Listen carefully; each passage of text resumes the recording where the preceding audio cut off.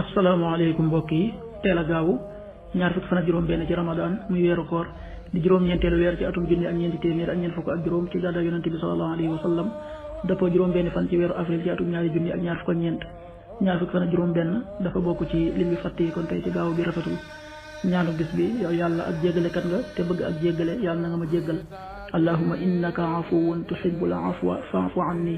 allahumma innaka afuwun tuhibbul afwa fa'fu anni xadiisu bis bi jëleef na ci abi ayub yàlla na yàlla gërëm ko mu ne am na waaju laajoon yonente bi sallallahu alayhi wa sallama ne ko xibaar ma jëf ju ma mën a tàbbal àjjana yonente bi sallallahu alayhi wa sallama tontu ko ne ko jaamul yàlla te bul ko bokkaaleeg dara tey taxawal julli tey joxe asaka tey jokk ak bokk xadis bi dëppoo nañ ci an abi ayub radiallahu anhu anna rajulan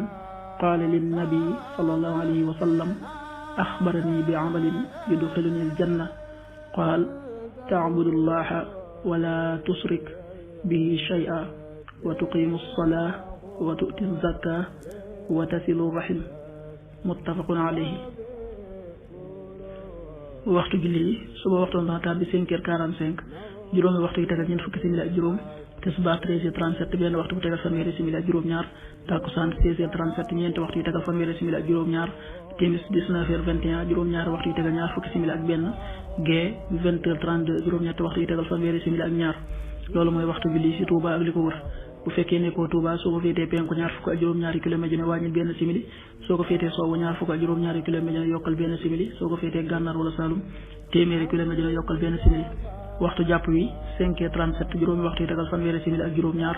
waxtu dog wi 19h21 juróom-ñaari waxtu yi tegal ñaar fukki simili ak benn jant bi dana fenk 7h03 juróom-ñaari waxtu yi tegal ñetti simili di so 19h17 yàlla na nu yàlla nangul te nangul leen amin